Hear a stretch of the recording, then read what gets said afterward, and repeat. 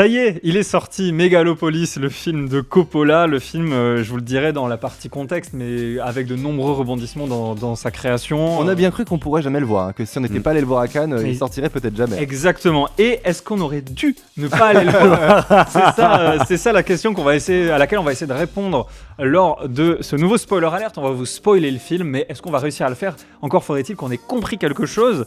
On va commencer avec les traditionnelles catchphrases. Nono. J'ai appris que Coppola, il avait vendu une partie de son vignoble ou tout son vignoble pour financer ce film. Et du coup, moi, ma catchphrase, elle va prendre là-dessus avec le director's cut a un goût de bouchon. Oh là, oui d'accord. Floris. J'avais un truc dans ce style-là aussi. Ton vin, l'a-t-il vendu ou l'a-t-il bu? Mais ce que j'ai choisi est un peu plus alambiqué, c'est quand la distanciation frôle l'exclusion, c'est mégalo impoli. Oh là là. Oh. Et moi, c'est court, mais j'espère efficace. C'est donc ça le génie civil?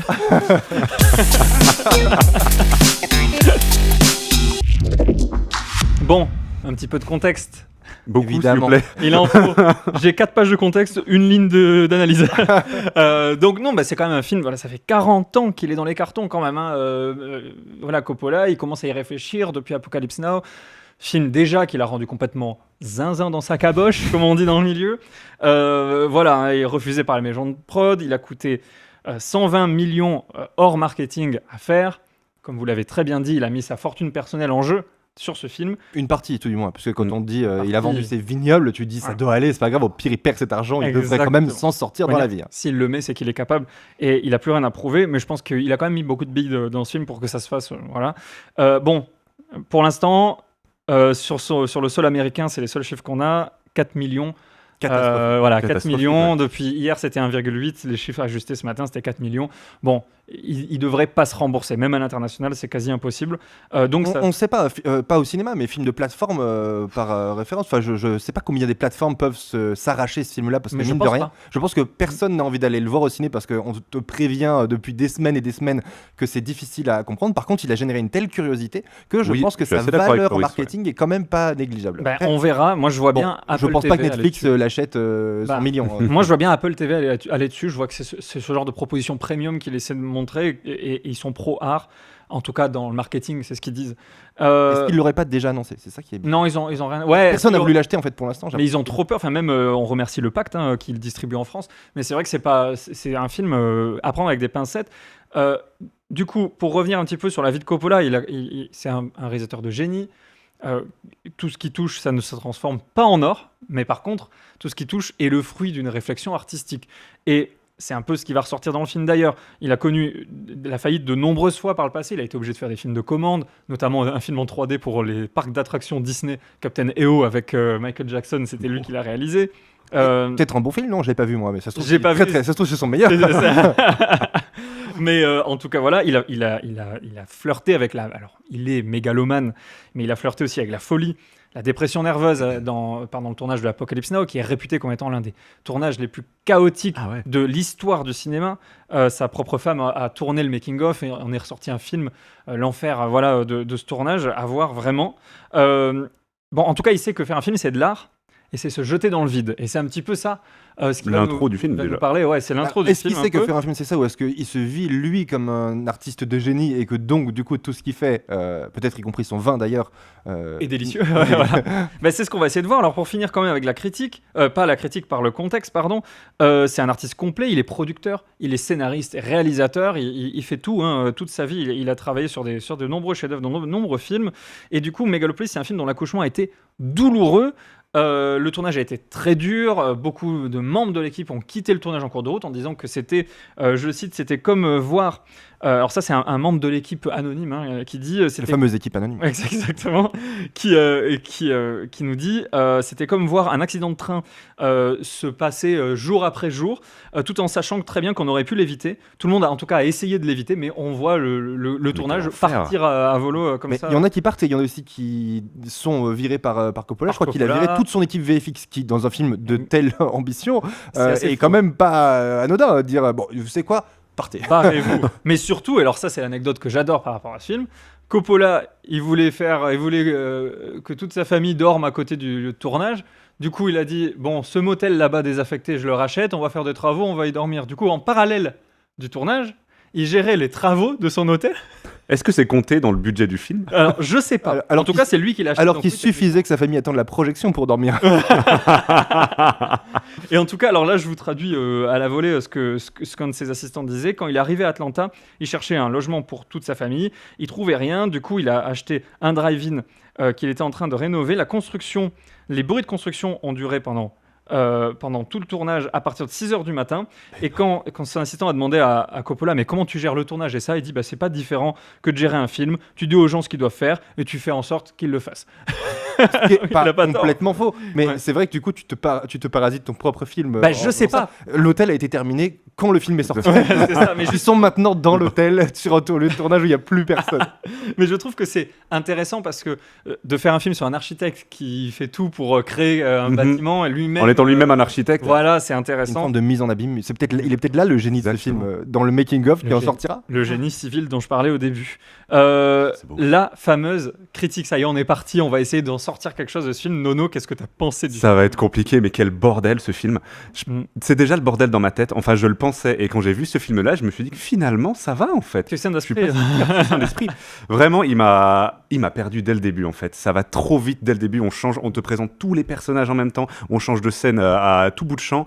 Au bout de 10-15 minutes, quand ils sont dans la scène où ils sont tous un peu sur en hauteur là, sur des planches de bois, sur une maquette en surplombant une maquette, j'étais déjà complètement largué moi. J'en pouvais plus. Mon cerveau, au bout d'un moment, il a abandonné. Quand Floris disait tout à l'heure, vous avez dormi devant ce film, mais j'ai failli m'endormir. Ah ouais. Mais pas parce que le film était nul, parce que mon cerveau, au bout d'un moment, c'était trop. Ah oui. Et il m'a dit, tu sais quoi, viens, on lâche l'affaire.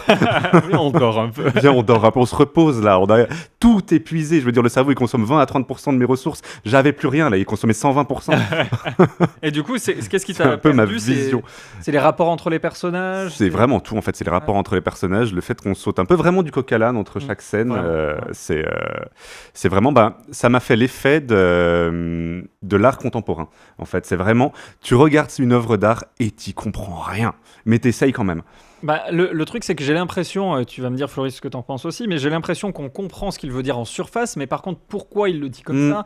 Qu'est-ce qu'il veut vraiment dire derrière? On comprend ce qu'il veut dire en surface parce qu'il nous le dit vraiment, ou il nous, comme tu le disais dans l'émission d'avant, il nous le grave dans des lettres voilà, de marbre. Moi, ça, quoi. je trouve que c'est la fainéantise vraiment de nous dire un peu sa note d'intention dès le début, et je pense, moi j'ai quand même l'impression, j'ai une théorie, je vous le dis, s'il faut, c'est complètement faux, c'est même possible, mais j'ai l'impression que c'est comme, vous savez, le film s'appelle Megalopolis, et en dessous il y a marqué une fable. Oui. J'ai l'impression que c'est les marketeurs ou les producteurs qui l'ont dit, il faut que les gens comprennent que c'est une fable, il faut que les gens comprennent les enjeux, donc on va mettre un narrateur. Exactement. Il faut que les gens comprennent dès le début ce que tu veux dire, alors tu vas mettre un texte. Et tu vas le dire direct. Ouais, voilà, j'ai l'impression que ça, c'est pas vraiment Coppola qui veut nous expliquer, Ah. j'ai l'impression que c'est des décisions de production, mais peut-être que je me trompe, on le saura ça peut-être plus tard. Floris, toi, qu'est-ce que tu penses de tout ça? Je suis pas du tout en accord avec ça. Je pense au contraire que c'est fait exprès, mais que c'est peut-être une erreur, ou peut-être ce qui décidera plus tard de ce qu'est ce film et ce qu'a apporté ce film au cinéma et à cette époque, puisque c'est un peu comme ça qu'il se vit Coppola et à travers ce Tout film. à fait. C'est genre, je laisse exprimer mon génie, et s'il est incompris, Ouais, tu vois qu'il fait allez des tests. bien hein. vous faire foutre, Oui, vous c'est ça. comprendrez plus tard. Ce Mm. que j'ai l'impression qu'il a voulu faire, parce que c'est vrai qu'effectivement on s'attendait à ne rien comprendre, et globalement on n'a rien compris, au point de ne même pas trop comprendre ce qu'on ne comprenait pas. Oui, c'est ça. Ce qui est quand même assez rare dans un film. Parfois même j'avais l'impression qu'on voyait pas le bon film, c'est comme si on voyait le preview dans Oui. une réelle. Enfin, en gros, Ouais. c'est comme si on voyait que les déchets du film, tout ce qui n'était pas à garder, c'est-à-dire que tous les liens, toutes les D'accord. choses qui sont censées donner à un spectateur le crédit des personnages, la possibilité de suivre les enjeux et la clarté, etc. Souvent, ça, c'est le film. Et puis, les side stories peuvent être coupées au montage pour des raisons de gain de temps ou de choix de L'efficacité du récit. Là, on a l'impression qu'on nous a montré que les side stories et qu'on nous a pas du tout montré le film principal. Et il y a tellement de choses comme ça que je ne peux pas me dire que ce n'est pas fait exprès. Oui. Je pense que justement, ce que tu dis est peut-être des ajouts de production. Je pense qu'au contraire, c'est un film qui montre que les autres métiers du cinéma que auteur-réalisateur servent. Que là, Coppola, qui a voulu partir tout seul, sans production, sans équipe d'auteur à part lui-même, sans à ce moment aussi son équipe VFX, s'il peut la dégager. En fait, c'est lui qui se retrouve à être aux manettes d'absolument tout. Il a toutes les clés et du coup, on lui enlève des gens qui servent aussi à rendre une œuvre plus digeste pour le grand public. Tout à fait. Je pense que Coppola, c'est un grand monsieur du cinéma. Il sait à quoi servent ses professions. Pourquoi il se les enlève? C'est parce qu'il sait que son idée va pas passer. Et je pense que son idée, c'est de faire une œuvre, vous parliez d'art contemporain, qui est ce que le théâtre de Brecht à l'époque, alors j'y connais rien en théâtre, mais pour le coup, c'est des trucs qu'on apprend. Quand on apprend la narration, etc., il y a ce qu'on appelle l'effet de distanciation qui a été inventé au début du XXe siècle par un mec qui s'appelle Brecht, en opposition au théâtre aristotélicien qui fait qu'on peut se reconnaître dans les personnages et que on va éprouver avec eux la catharsis et toutes ces choses d'identification. Et Brecht arrive en disant bah voilà, moi je vais faire différemment, je vais empêcher par des artifices les gens de s'identifier à mes personnages, ce qui donne des pièces. Encore une fois, je n'ai jamais vu de Brecht ou quoi que ce soit au théâtre. Ce que je vous dis, c'est ce que j'ai lu et donc j'ai tendance à croire que c'est vrai parce qu'on va y retrouver tout ce qu'il y a dans ce film. C'est-à-dire le fait d'avoir un narrateur qui est présent ou pas présent, puisque le narrateur au départ, tu ne sais pas si c'est une voix off ou s'il est réellement présent. Il se barre en cours de route, d'ailleurs, le narrateur. Il est là, tu vas y retrouver des décors qui sont à la fois réels et pas réels, ce qui est le cas de cette mégalopolis qui en fait s'appelle pas comme ça, puisqu'elle s'appelle New Rome, qui nous rappelle du coup New York, mais avec des gens qui sont pas vraiment de notre monde. On voit que ils sont des ambassadeurs de Rome, on ne sait pas trop pourquoi, mais ça permet du coup de s'en distancier. Il y a un rapport au temps qui est particulier, qui est incarné notamment par cette espèce de super pouvoir de César. Mégalon, il y a souvent, on voit dans le théâtre de Brecht des acteurs qui vont faire prendre conscience aux gens qui sont acteurs, et on retrouve quasiment mot pour mot cette figure de style-là, où c'était même le cas à Cannes, il y a un comédien qui vient interroger Adam Driver et il vient lui répondre.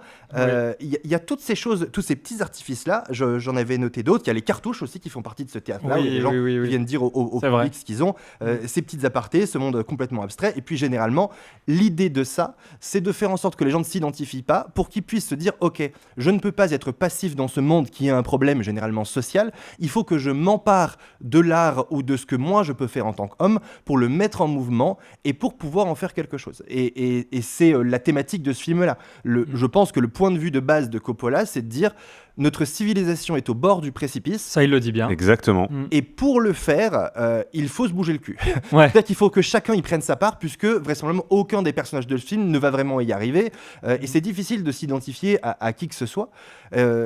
Néanmoins, est-ce que le fait d'avoir voulu faire une figure de style en copiant ce qui a été fait au théâtre il y a déjà plus d'un siècle, y compris en utilisant des problématiques qui, je trouve, et c'est un gros problème du film, ne sont pas des problématiques de 2024, mais des problématiques des années 80. Oui, voilà. C'est ça, oui. On est dans un monde, alors sous l'excuse de Rome, mais je veux dire, on est dans un monde qui se passe quasiment aujourd'hui, en tout cas dans le film. On ne nous dit pas que ça se passe il y a 1000 ans, ça pourrait se passer, ça peut être un univers parallèle qui se passe maintenant, tout à fait. Et pour autant, la problématique, et c'est là où on voit que Coppola est quand même vieux, Internet n'existe pas, les réseaux n'existent pas, les gens ne téléphonent pas. L'ennemi, c'est un satellite espion de l'URSS. L'URSS, nucléaire, enfin en fait, toutes les problématiques sont complètement datées, ce qui fait que son postulat de base de réveillez-vous parce que la civilisation est en train de collapse ne prend pas en compte les problématiques d'aujourd'hui. C'est ça. Et c'est ça qui est bizarre, je trouve, dans le film. Paradoxalement, excuse-moi, ça le rend peut-être intemporel aussi.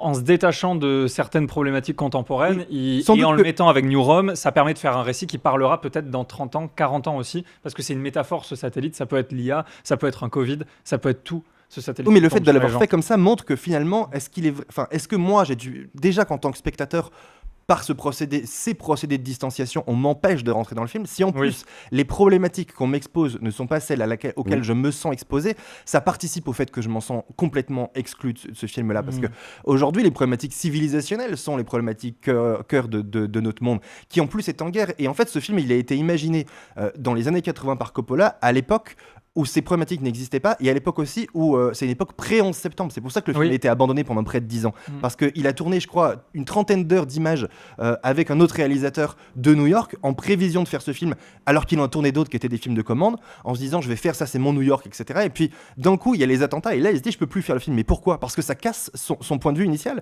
qui est, en fait, c'est Catilina, le nom du personnage César Catilina, c'est l'époque c'est le nom d'un gars, je crois, mon histoire romaine. Il y a la trahison. C'est la trahison, c'est le mec qui va trahir, et t'as Cicéron qui vient prendre par son discours qui est, je crois, resté connu par les gens qui sont fans de latin, et sans doute quelques autres, et fans d'histoire, mais en gros, Cicéron a gagné, mais Catilina a voulu renverser Rome à une époque où le seul ennemi de Rome n'était plus la violence, parce que Rome était devenue tellement forte, mais était la société elle-même, ses politiciens corrompus, étaient internes. Sauf que le monde d'aujourd'hui, tel qu'on le vit en 2024, c'est pas vraiment ça. Si le film était sorti vraiment à l'époque, il y a 40 ans, il aurait été parfaitement dans son temps, trop bien, et justement, t'aurais pu avoir ce parallèle entre, en gros, le film, enfin moi, de ce que j'en ai compris, c'est qu'on nous prend une société qui s'est élevée à un rang supérieur aux autres et qui s'est effondrée, et on nous montre qu'on est en train de répéter les mêmes erreurs, et du coup on va finir droit dans le mur si on continue comme ça. Sauf que du coup ça aurait pu marcher s'il était sorti il y a 20-30 ans. Le postulat de départ en fait que le film cherche à démontrer, qui est nous Américains, je veux dire, l'obsession du New York n'est pas là pour rien, c'est nous Américains, on est arrivé à un tel seuil de supériorité sur le reste du monde qu'il ne nous reste plus aucun risque à part le risque de nous effondrer nous-mêmes, ce qui est arrivé aux Romains dans la manière dont c'est documenté aujourd'hui, puisque les gagnants font l'histoire, donc on ne sait pas, mais ce qui est arrivé aux Romains, c'est ça. Son postulat de départ, c'est de dire c'est ce qui nous arrive, sauf qu'entre-temps, le monde, on est dans une quasi-guerre mondiale, je veux dire, il y a des guerres partout, les Américains sont dans des situations qui sont plus du tout les mêmes, donc je trouve qu'il est resté bloqué dans un postulat qui, je trouve, n'est plus le postulat d'actualité. Alors peut-être, comme tu le dis, dans 20 ans, ce film-là aura un goût d'actualité, moi, parce je pense que le monde sera revenu comme ça, et c'est là où on verra peut-être qu'il y a quelque chose de génial, de visionnaire, visionnaire là-dedans. Ouais. Mais après, il reste encore une fois quelque chose, c'est qu'il ne s'agit pas d'avoir un postulat de départ et de l'écrire sur un bout de carton à la manière des films muets des années 30 ou 50. C'est qu'il faut derrière avoir, et il ne s'agit pas de dire je suis génial, il faudrait avoir ce génie dans la créativité, parce que le propos est quand même de dire l'art et l'ambition d'avancer et d'innovation est le seul à pouvoir sortir les hommes de l'impasse dans laquelle ils sont. Mais en fait, je trouve qu'il ne suffit pas de dire je construis une utopie pour que ce soit une utopie. C'est pour moi un des autres gros défauts de ce film, c'est qu'il manque de créativité. On a quelques visions de fantasmées de Coppola qui sont très belles, mais je ne trouve pas dans cette partie un peu science-fiction que la réalité de ce qu'on nous montre, je puisse la ressentir à aucun moment. Alors, si c'est fait exprès, tant mieux, mais je trouve qu'il y a un déficit d'idées. Le but de quelqu'un qui promeut l'innovation, c'est le personnage de César et d'Adam Driver, par rapport au conservatisme, c'est quelqu'un qui a inventé un matériau qui est lui-même figé dans le temps, puisqu'il dit ce matériau, on ne peut pas l'abîmer, quoi. La qualité principale de quelqu'un qui défend le mouvement et l'innovation est le fait d'avoir un matériau figé éternellement. Déjà, je trouve ça bizarre. Mais je trouve ça intéressant, moi. C'est pas inintéressant, mais c'est déjà à l'épreuve pas aux propos et aux personnages. Moi, c'est ça que j'aime, c'est que c'est à l'épreuve. Et justement, ce qu'il essaye de dire, c'est que le temps, il faut arriver à le casser, parce qu'on n'est pas... Je trouve que le propos fort de ce film, c'est de dire on n'est pas obligé d'être spectateur du monde qui est en train de s'écrouler sur nous. C'est pour ça qu'il veut pas qu'on soit spectateur. C'est pour ça, je pense que c'est compliqué à voir comme film. Qu'on nous empêche de prendre du plaisir à regarder dans ce film, parce qu'il dit aux gens, arrêtez d'être des putains de spectateurs du monde, ça se casse la gueule. Il faut que vous arrêtiez le temps, comme le personnage qui le fait sans grande raison dans le film. Mais arrêtez le temps, échangez quelque chose. Tout est métaphorique. Il y a une superposition de métaphores.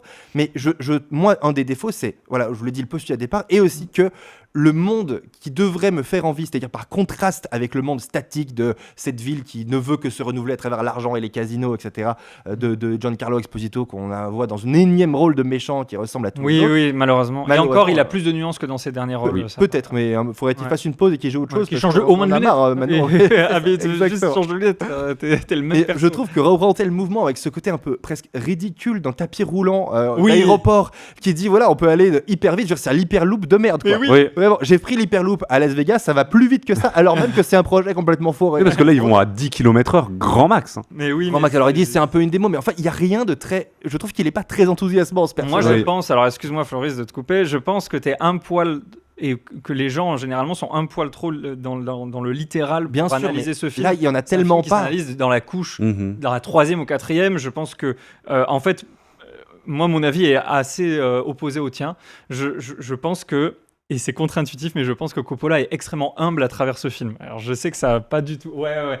C'est là, t'es surpris. Ah ouais, là, je suis surpris, ouais. Parce qu'il a quand même utilisé son propre prénom pour le premier enfant. Le fils en premier enfant de... Exactement. Mais je pense que, justement, Coppola, il fait un point. Alors, déjà, il fait pas un film pour nous, c'est sûr. Il le fait pour lui. Ah oui, complètement. C'est son argent, il expérimente des trucs. J'espère que c'est probablement son dernier. C'est son plus gros budget, je crois. Et c'est sûr que c'est un film pour lui. Moi, je vous le dis, je pense que c'est un chef-d'œuvre absolu. Mais c'est difficile de démontrer que quelqu'un n'est pas mégalo quand il fait un film pour lui. Et qu'il l'appelle lui-même. Mais en fait, déjà, il l'appelle Mégalopolis. Mais le vrai truc, c'est que je pense qu'il s'extrait lui-même de la solution au problème qu'il pose. Et c'est en ça que je trouve qu'il est humble. C'est que le dernier plan du film, il est très porteur de sens. C'est qu'une fois que le bébé, donc ce qui représente le futur, est né, tout le reste se fige. Et il dit, moi-même, Francis, Giancarlo Esposito, mais aussi un peu Adam Driver, je suis déjà dépassé parce que la solution, elle est même pas là. Tout ce qu'on a construit, tout ce que mes personnages ont construit, n'ont aucun intérêt. Ils sont déjà obsolètes au moment où ils l'ont bâti. Et ça, j'aime ça, parce qu'il dit mon propre film, parce que le film est une métaphore de lui-même, une métaphore de la société, mais aussi une métaphore de la difficulté à créer un projet artistique et qui, selon son créateur, va servir aux générations futures. Donc c'est ça que je trouve assez formidable dans ce qu'il raconte. Eh ben, il nous dit lui-même, j'ai fait ça, mais je sais déjà que c'est obsolète. Et c'est à vous de trouver la solution. Ouais, parce on que moi, passe le relais aux générations futures. Voilà, c'est ça. C'est Mélenchon qui dit, faites mieux. et qui revient quand même. C'est justement, je trouve que la démonstration est plutôt bien. C'est que, en fait, quand tu fais un truc mégalo et ambitieux au point d'être prétentieux, il ne s'agit pas de dire, en fait, vous êtes meilleur que moi, pour que ce soit crédible. Je pense que, oui, c'est sans doute vrai dans l'analyse. C'est sans doute touchant. Ça n'enlève rien à la prétention de l'auteur. Bien sûr, et au fait que cette prétention, non pas, parce qu'en fait moi ça me dérange pas qu'on soit prétentieux, vraiment qu'un artiste soit prétentieux, je n'ai aucun problème avec ça. Ça peut être vecteur du meilleur comme du pire. Et là c'est un peu les deux. Il y a un côté jamais vu dans le cinéma. C'est un film absolu. Oui, voilà, c'est ça. C'est pour lui, en tout cas, une œuvre, effectivement, qui frise l'art contemporain. Néanmoins, je trouve que sa prétention l'a empêché d'aller chercher peut-être d'autres idées créatives qui auraient peut-être plus marqué, y compris visuellement, parce que je trouve que c'est un film qui, en fait, de génial, n'a pas grand-chose. Ben moi, alors, je suis pas d'accord, désolé, je te réponds. Ça y est, on a trouvé le film, on n'est pas d'accord. Je trouve que le film est visuellement somptueux dans son côté imparfait. Parce que parfois tu as des effets visuels qui sont sublimes. Moi je me souviens la séquence qui m'a marqué la rétine, c'est quand il va acheter ses fleurs à sa femme et elle est belle, cette boutique de fleurs qui irradie, parce qu'en fait c'est métaphorique ça aussi. Mais du coup elle est magnifique. Il manque quelqu'un. En fait, quand tu es trop prétentieux, tu fais des trucs géniaux et tu vois pas quand tu fais des trucs pas bien. Mais c'est pas et grave. Là, pour moi, son problème, c'est que personne ne lui a dit, gars, t'es capable de mieux. À un moment, je suis désolé, les statues de la ville qui pour y montrer que la justice, je ne sais quoi, machin, casse la gueule, c'est lourdingue. Pas grave. Oui, c'est lourdingue, mais c'est pas grave. Mais si quelqu'un l'avait aidé, s'il n'avait pas eu cette mégalomanie-là, quelqu'un l'aurait aidé à faire encore mieux et aurait transcendé encore plus son propos. Maintenant, je suis d'accord avec toi. Il y a des plans magnifiques là-dedans. Il y a des choses qu'on n'a pas vues. Il y a une ambition et tout, mais ça paraît être tellement possible de faire mieux en s'étant remis en question. En fait, je comprends aussi l'argument de c'est normal quand tu fais tout dans un film, à l'intérieur, tu auras forcément des trucs bien. Et c'est certain qu'il y a un peu ça. Mais je pense à un truc, une analogie. Attention, je vais la sortir de mon carquois là. Attention, l'analogie. Est-ce que vous avez vu Cloud Atlas ? Je sais pas si vous avez vu ce film. Non, j'ai pas vu Cloud Atlas. Des sœurs Wachowski. Moi, je l'ai vu, mais j'ai un gros problème, c'est que moi, je suis pas du tout physionomie. J'ai du mal déjà à reconnaître un acteur quand il revient dans le film sans transformation, sans rien du tout. J'ai déjà du mal à reconnaître que c'est le même. Mon cerveau n'enregistre pas les visages. Alors, donc Cloud Atlas, c'est une catastrophe. J'ai pas compris l'enjeu, quoi. Là, c'est pas lié au visage. Pour moi, l'enjeu de Cloud Atlas, c'est de faire en sorte que je ne comprenne pas. Et je suis mégalo, vraiment.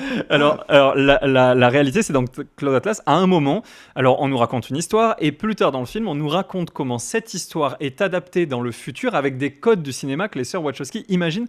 Lesquels seront-ils dans le futur ? Et donc, on a des mouvements de caméra qui nous paraissent aberrants et tout. Et à la sortie de Cloud Atlas, ça nous paraissait aberrant, et plus je revois cette séquence, plus je me dis on commence à faire des films comme ça. Et j'ai l'impression que Megalopolis, dans une autre mesure, c'est ça, c'est on nous perd, et je sais pas si dans 30 ans ça sera pas le standard. Alors je sais pas, mais d'avoir cette narration qui est tellement éclatée avec des enjeux, il faut quand même se rendre compte que les enjeux arrivent et sont résolus 5 minutes après chaque enjeu. Et c'est un film TikTok. C'est un film qu'on pourrait couper une séquence et il marcherait pas juste séquence par séquence. Ça s'enchaîne tellement séquence par séquence qu'il y a certains acteurs, t'as l'impression qu'ils jouent 4 personnages, comme par exemple Shia LaBeouf. Ah oui, mais totalement. il est jamais le même entre chaque plan, c'est fou quand même. Complètement. Et moi je trouve que c'est aussi une qualité du film, c'est moi je crois en le futur quand je regarde ce film, je me dis peut-être que c'est son ultime film, c'est quasi sûr, il a 85 ans, et il nous dit je vais essayer, je fais un coup de poker, et peut-être que je suis en train de réinventer un médium, et que vous êtes même pas au niveau pour comprendre que je suis en train de le réinventer. Mais peut-être que c'est une arnaque. Pour quelqu'un qui voulait démontrer qu'il n'était pas prétentieux et pas mégalo, je trouve que ta conclusion est Je dis pas qu'il veut pas démontrer qu'il est pas mégalo, je pense qu'il l'est, évidemment, mais je trouve qu'il a apporté une humilité que je n'attendais pas. L'humilité de révolutionner tout un genre à lui tout seul. Je pense qu'on est d'accord sur le principe, mais je pense que oui, c'est clairement l'ambition qu'il porte, c'est regardez, mon génie ira à la postérité et je vais vous le démontrer une dernière fois. Et en ça, je trouve que ce film est extrêmement touchant, vraiment. Oui, voilà, et d'autant plus par le contexte que tu as rappelé au départ, de son financement, de son obsession de porter ce film, etc. Je trouve que c'est très touchant. Les sacrifices qu'il a fait. Vraiment, je trouve que c'est très touchant. Je trouve qu'un des défauts, c'est de ne pas avoir été, encore une fois, le cerveau de l'humain le plus brillant soit-il, reste limité. On peut pas être bon partout et tout le temps. Et en fait, le génie, et je trouve que c'est, pour le coup, le propos du film qui est quand même de sauver l'humanité, on ne sauvera l'humanité qu'en accordant les talents de plein de gens. Là, il est en train de sauver. Il a fait exactement l'inverse. C'est dommage, parce qu'il se serait... Alors, il y a bien sûr plein de gens de talent, y compris le casting de ce film qui formidable. Très bien au diapason. Voilà, il y a bien sûr un film ne se fait pas tout seul, mais dans la manière dont on a l'impression qu'il met ce projet en image, c'est quand même très... moi je vais vous montrer à quel point je suis meilleur que vous. Je trouve que ça transparaît un peu. C'est pas parce qu'ils sont d'extrait à la fin. Ouais. Et surtout, ce qui est intéressant, c'est qu'il présente beaucoup de personnages féminins comme la vision qu'on avait des femmes dans les années 80. C'est exactement ce que j'allais dire. Ça a vraiment un côté boomer de ce côté-là, où il est resté vraiment bloqué dans le passé. En 2024, on veut autre chose que des personnages féminins qui soit vont utiliser leur sexualité pour s'en sortir dans la vie, soit vont être de simples muses, juste bonnes à faire des enfants. Au service des hommes. Au service des hommes, exactement. C'est les deux seuls personnages qu'il y a au final. Et justement, ce que je trouve intéressant là aussi, c'est le futur, c'est une femme. C'est pas Francis Tinet, c'est Sonny Hope. Exactement. L'espoir. Tu peux pas absoudre 2h30 de film en une séquence en disant regardez, en fait, tout ce que vous pouvez me reprocher, je l'ai pas. Je trouve que c'est un peu je trouve que ce n'est pas dans l'ADN du film. Ce propos de fin, on le retrouve pas dans l'ADN du film. Mais après, effectivement, il a le mérite de se terminer comme ça. Moi, je pense que je pense que c'est un film qui dit ce film des années 80, et je pense qu'il est conscient de l'aspect péremptoire de son film, et il essaie de le transcender pour plus tard qu'il ait du sens. C'est ce que je vous dis depuis tout à l'heure. Et je pense que toute cette séquence de fin, elle nous dit ok, j'ai fait mon temps. Je crois qu'il nous dit ça à travers son film. Et c'est en ça que je trouve qu'il est humble quand même. Il essaie de faire son dernier coup de génie, mais il sait que c'est déjà peine perdue un peu. Est-ce que tu penses que quand il dit j'ai fait mon temps, au fond de lui il y croit, ou au fond de lui il se dit oui, mais il y a quand même un problème d'honnêteté du propos. C'est que j'ai l'impression qu'il veut jouer le mec humble pour terminer sur regardez comme je suis parfait. Je suis à la fois un génie, et en plus j'ai conscience je deviens intemporel. Du fait que je deviens intemporel, et en plus regardez, j'ai conscience du fait que le futur est sans moi. Évidemment gars, tu vas mourir. Non mais c'est ce qui fait que son œuvre est intéressante. Quand je parle de son œuvre, je parle de Megalopolis en tout cas. Je trouve que c'est ce qui fait qu'on en parle avec passion. C'est qu'on va en parler dans 40, 50 ans encore. Cette œuvre est intéressante. Mais alors, tu peux défendre que oui, le fait qu'il y ait plein de défauts, ce soit une qualité. Mais pourquoi pas, on peut faire ça dans tous les films. On est aussi là pour dire... C'est pas Madame Web, tu vois ce que je veux dire. C'est pas Madame Web, mais il y a des moments où tu te dis... On n'est pas passé loin. Quand à un moment donné, il y a un concours de citation et qui dit ma fille, elle s'y connaît pas mal en citation et qu'elle cite que Marc Aurèle. Elle cite Marc Aurèle et il lui dit une autre et elle recite Marc Aurèle. Encore une autre et elle fait genre ouais c'est bon j'en ai une autre et c'est encore Marc Aurèle. Tu dis mais en fait il avait une connaissance de Rome assez faible. C'est un peu ridicule. Il y a des trucs comme ça, comme je te dis, les tapis roulants, les machins. Enfin voilà, je trouve ça parfois ça frise le nanardesque un peu. Mais tout à fait d'accord. Ça me donne de l'empathie pour le film. C'est difficile. J'ai envie qu'on passe au plus et au moins parce que ça fait un petit moment qu'on en parle déjà de ce film et on n'arrivera pas à se mettre d'accord quoi qu'il arrive. Les plus, Nono. Alors moi, c'est un film que j'ai pas bien compris, mais justement, ce serait aussi un petit plus dans le sens où ça nous montre que le cinéma, ça peut être aussi ça. Ça peut être juste quelqu'un qui a une vision, qui s'est dit, tu sais quoi, c'est mon argent, je vais faire mon film, je vais vous montrer ce que c'est. Et du coup, j'avais oublié que le cinéma, ça pouvait être un peu ça, et ça me l'a rappelé. Ce serait un petit plus qui sort un peu de ce que vous avez dit. Ouais, franchement, j'ai. Ok, alors Flo. Honnêtement, j'ai le plus pour moi, c'est l'ambition, le fait qu'un auteur puisse porter son œuvre et que on ramène à, je trouve le cinéma à l'état d'art au sens du sens de l'art et qui est souvent porté par un artiste dans les autres milieux. Genre un tableau, c'est souvent un artiste, même s'il y a eu une industrialisation de l'art, il y a des usines d'artistes maintenant, mais globalement, à l'exception du cinéma, souvent l'art peut être porté, un projet ambitieux peut être porté par une seule personne. Et dans le cinéma, il faut beaucoup partager, et surtout aux États-Unis. Un réalisateur, c'est souvent un outil, mais c'est pas la clé d'un projet, il y a beaucoup de gens. Et là, le fait de se réapproprier, et encore une fois, il y a une mégalo là-dedans, mais il arrive quand même à sortir son projet de terre, on l'a vu, on en parle, et je pense vraiment qu'on s'en souviendra quand même longtemps. Il arrive quasi seul, en tout cas avec son obsession, à faire quelque chose dont on peut dire que c'est son œuvre à lui. Alors certes, comme tu le dis, ça occasionne des défauts, mais la qualité, c'est d'avoir porté cette ambition-là. et d'avoir amené ce côté effectivement distanciation qui est très atypique dans le cinéma, qui aujourd'hui va dans l'extrême inverse de l'empathie, de trouver des personnages qui ressemblent exactement à la société. Il faut presque cataloguer les types sociaux, les profils sociaux de la société, les mettre dans un film, et on fait des films aujourd'hui qui sont dictés par des sondages et par du marketing pour savoir ce qui va plaire. Netflix en est le premier exemple, puisque le premier succès de Netflix, c'est d'avoir cherché Kevin Spacey comme étant un acteur bankable, d'avoir voulu chercher les thématiques et d'avoir créé House of Cards uniquement sur sondage. Là, il fait l'inverse, et je trouve que c'est une belle manière de nous amener un projet qu'on n'a jamais vu, de casser les règles, et sans en recréer vraiment de nouvelles. Parce que c'est vrai qu'effectivement, cette narration-là, moi, je la souhaite pas dans tous les films. Vraiment difficile à suivre, assez indigeste, compliqué. Mais je pense que mon opinion ne va faire qu'évoluer avec le temps. Donc c'est plutôt un plus de ne pas savoir ce qu'on pense d'un film à sa sortie. Et pour moi, pour les plus, Adam Driver, Nathalie Emmanuel, le couple du film, formidable. J'ai trouvé les deux d'une beauté, d'une alchimie assez incroyable. J'ai trouvé la mise en scène, vraiment, c'est un vrai plus. Moi, j'ai été séduit. Certains visuels qui sont absolument sublimes, je vous ai parlé tout à l'heure.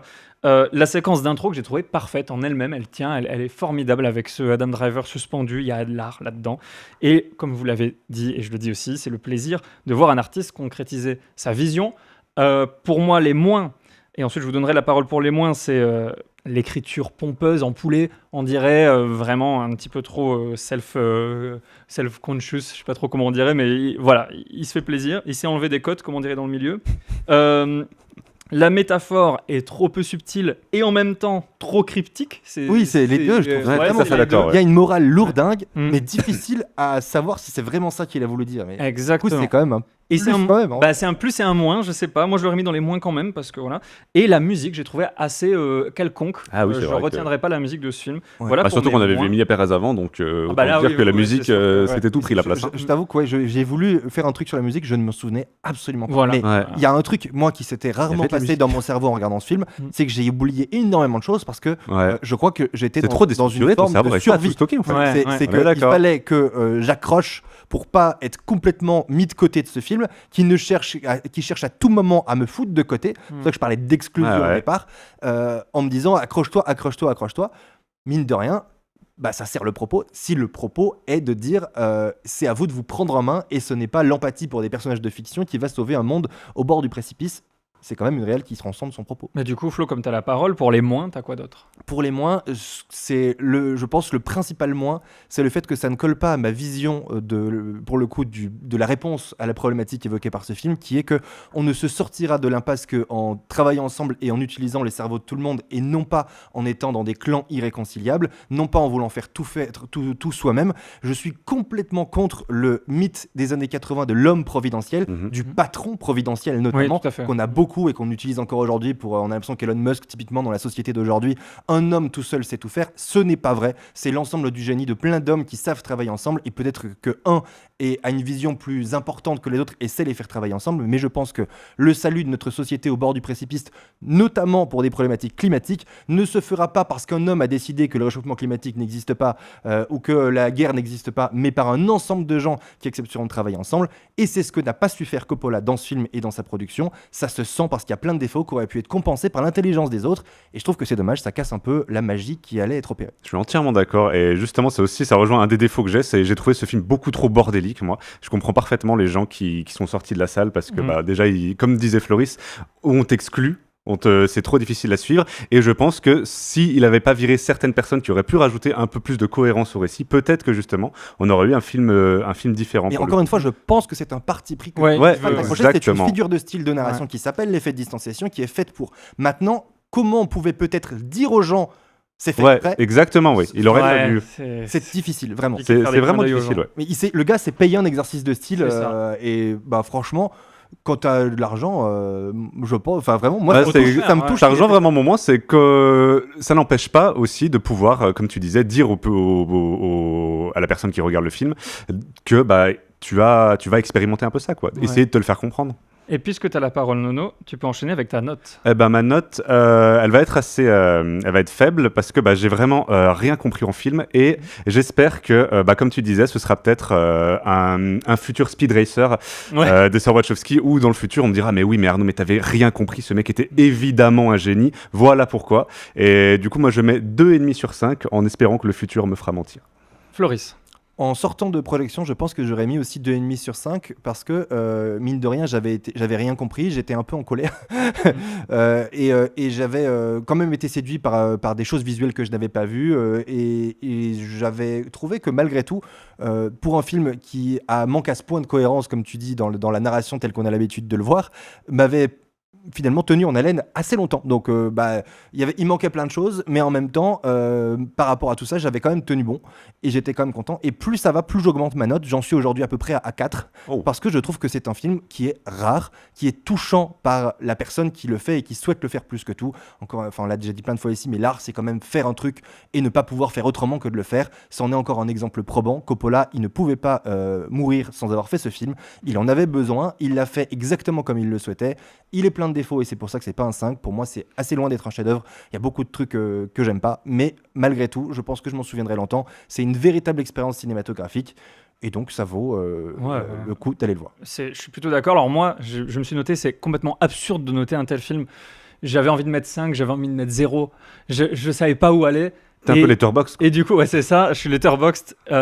Et 2,5, je me disais, bah non, c'est clairement pas un film qui vaut 2,5. Ah ouais, non. Et parce que, sinon, Madame Web, c'est quoi? Enfin, je veux dire, on est dans un à la monde... base, j'allais mettre 2 et j'ai augmenté ma note parce que j'avais mis 2 à Madame Web. Ouais, voilà. Je peux quand même pas faire Madame Web, non. C'est pas pareil de juger un film parce qu'il manque de tout et un film qui a peut-être été un peu trop ambitieux à un moment et encore, on a tendance à croire le propos de Coppola que l'avenir nous le dira. Et du coup...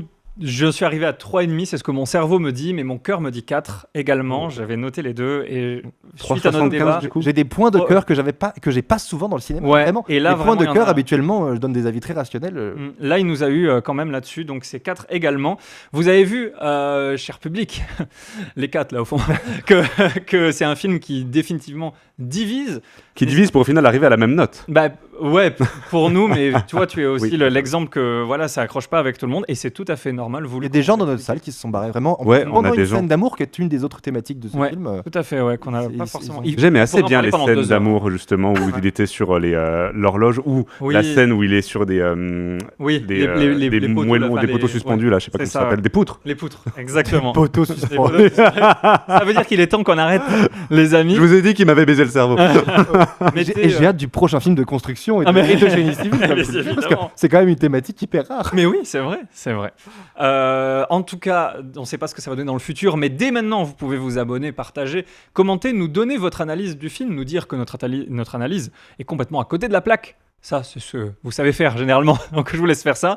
En tout cas, on vous dit à très très bientôt pour plein d'autres films. Ciao.